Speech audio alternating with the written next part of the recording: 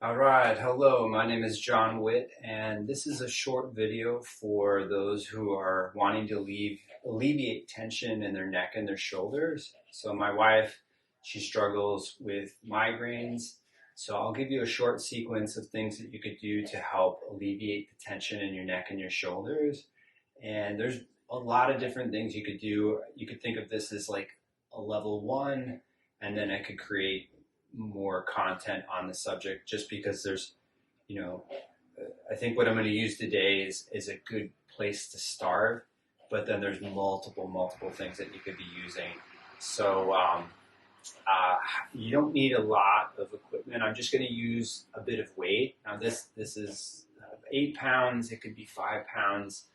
Think about the 5 to 10 pound range is more than enough in terms of weight, and it's really just to help with counterbalancing and to stretch up the neck and the shoulders. So you'll be in a standing position, and then in standing, I'm just going to be turning my head to the right. Now you don't have to turn it as far as you can go, but I'm just turning it enough. And then when I get to this end range of motion, I will be turning the head just slightly a little bit more. So using the effort can really help with strengthening the neck and stretching it out. And then I'm going to turn forward and then to the left side. And like I said, as this gets more familiar, then you could add some cadence or speed to it. But I would just start with this, especially if you woke up and your neck was really irritating you. So bring it back to center, look over the right. And again, when you get to that end range of motion, just turn the head a little bit. And then turn it back to center and then to the left. If you do it in a mirror, you'll see like your head tilts specifically to sides, and the mirror can really help you in getting it to move better in these motions.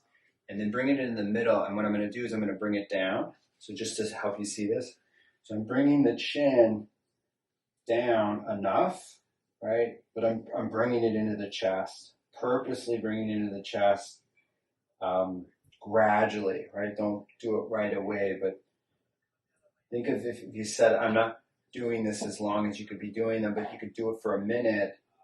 As you get more used to these, a minute is a good place to start. So keep the chin in. See if the nose is turned more to one foot more than the other, and then that'll tell you how to get the head more in the middle. And then bring it forward, and then bring it up.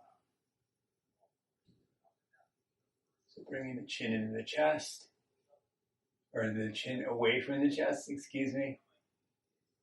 And then bringing the head back into a neutral position. So I'm going to bring my hands forward, and I'm bringing my head forward towards my hands. So just underneath the occipital ridge is a place that gets really tense for people. And then pull it back in space. So same thing, I'm bringing the head back, bringing it forward, pulling it back, bringing it forward, pulling it back, forward, and then back. Just bringing it back. So I'm just going to do some side bending, which really helps. So I'm going to the right side. Now, just pick up through the rib cage rather than letting the head tilt get more into the torso. So a lot of it, if you can mobilize more of the thoracic, which will help the neck. Take it up and then go to the left side. Same thing. I'm elevating the right side. I'm pushing through the feet. Really basic. Again, you could let the head tilt. If you typically let the head tilt, keep the head up. If you've never tilted the head before, let the head tilt to the left shoulder, if it's possible for you, and then bring it up. So going in more into the torso is I'm going to keep my hand in my chin, and my hand's at my chest, just below my clavicle, depending on how big your hand is, and my fingertips are in my chin. And I'm purposely rounding my back. If you can see, my fingers are straight. So I don't want my fingers to bend, because then I would be using my neck to do this. So I want to use just my upper back.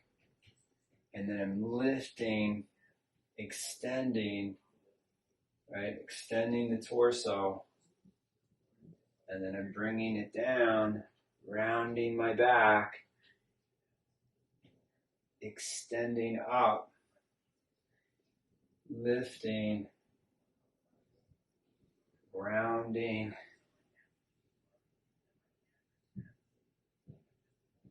lifting it back up again, rounding. These are so good. Like most people aren't utilizing their upper back enough. Like when I'm rounding, I shouldn't feel it in my lower back at all. Then bringing it up. Tailbone can be underneath you if that helps. And then back to neutral. So this is where you'll use the weight. So, and you could hold onto a wall if you don't have a weight. But I'm going to hold. If you just think about it, is that when you were using your head, when we were doing the side bends, whichever side is typically tighter for you, I'm just going to hold the weight because it's in my left hand. I'm going to let my head tilt to my left shoulder. Now, keep it here if you're like, oh, this is the spot. Because you'll feel it in your body, right? You'll just be like, oh, this is exactly what I need. But just explore, just looking to the floor and also keeping the chin in. And the reason you want to move your head is because you probably habitually always bring it to the same place. When you change your head position, you'll find new angles and newfound space in the shoulder and the neck. Could be 30, 60 seconds. I'm bringing it up, and then I'm going to switch the weight over into the opposite hand, and then I'm letting the head go to the left shoulder. And the head, again, it could be you looking down. It could be more neutral. It could be looking up. And as you're doing this, just think the weight's getting heavier. The right shoulder's getting heavier. And then that'll help. And then I'm going to take the head up. I'm going to switch over to the left side again. I'm going to do each side again. So the head is off this. And this could be done in a chair, so you can't do them standing. You could do them sitting in a chair. So find the angle. I'm a very active person, so I'm quite active in my upper body still. So there's a whole lot of different angles that I like here. There's no one perfect angle. And then bringing it up, and then bringing the head to the opposite side. The weight's now on the right hand. And like I said, if you wake up and it's just overly tight, something you could do. I'm not doing it in this video, but hang from something, passively hang. It's very good for the shoulders and the neck. And then bringing it up. We're going to use the weight again, but I'm going to hold it in both of my hands, and then my chin, I'm bringing it into my chest. So I'm pulling it in, my chin in. And unless you're doing plow, which, if you have that type of practice, that's so good for the neck and the shoulders, but you might not be able to do that. So if you can't do plow, this is a great alternative. So the weight's being held, I'm bringing the chin into the chest, and I'm just relaxing the shoulders. Take 3 deep breaths. Again, you don't have to bring the chin into the chest more, but just see if that is effective for you. And then bringing the head up. Now, if I can, I'm going to look up, and I'm going to measure my nose to my ceiling, so I may see that my head turns a specific way. So try to lift through the chin. And not that it's bad to lift through the thoracic, but keep the thoracic a bit more neutral and just lift from the cervical. So if you keep your ribs more neutral, makes it more specific for the neck. And then you can bring the head just into a neutral position. So I'm going to come down on the ground just to give you some other options of doing this. So just when you come down, have your legs forward and pull the shoulders back in space and then let them relax. Push down through the hands, pull the shoulders back, retract through the shoulders, then let them relax.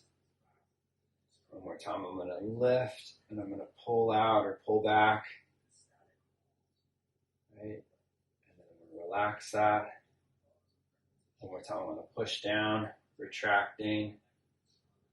And then just play around with the weight. You know, it could be good to lift up and be more active, but like I'm just assuming like on a really not so good day, probably not good to lift up just yet, but say the next day, do the same routine, it works for you, then maybe you want to lift up again. But what I find with people in terms of with their neck is they're not really moving their head enough, and they're not moving it in enough eclectic ways. So that the neck is way more diverse than what people utilize, and that's a big reason why it gets so stiff. Is you're not really, it has a lot of wide range in terms of how you can move your head. And as you get more in these basic ways that I just showed, then you can use it in more ways. So just a couple more. Push through the hands, retract the shoulders back, relax the shoulders, push through the hands, pull them back. Very good for your back. If you're not doing any kind of pulling exercises, I do these at least 3 times a week. Just one of the many things you could use, but if you don't have access to, or you don't have the strength to do some pulling, this is good for that. But I'm going to stretch out the shoulders a little bit more. So I'm going to lift the hips, and I'm going to bring the hips forward towards my feet. Now, you don't have to bring them as far forward. You could certainly bring them more forward if you have more experience. But with these, if you find like, I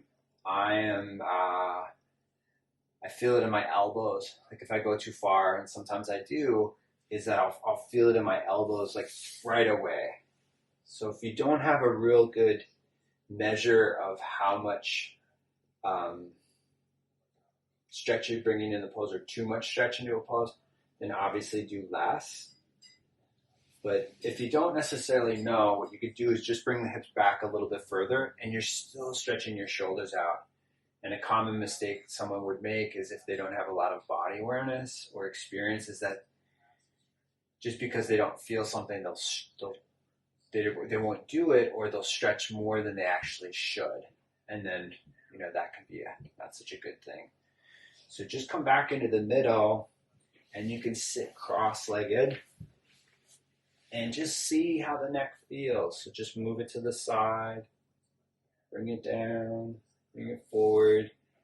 And with something like this, I keep it more to like 5-10 minutes, but I would do it later in the day, and I may do it like 3 times a day, something like that, where I like more frequency rather than just one long session for just about anything, because it'll bring you more attention. You'll have more attention to the practice, and you won't overly stretch or irritate the neck more than obviously you want to in this situation.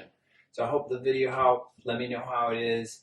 If there's anything that you'd like me to make, you can always leave it in the comment sections. If you're not a subscriber yet, you can subscribe. It helps me get more people to see my work or my services. Again, you can always leave me a message in terms of how it's helping you and how it could help you more. All right, take care.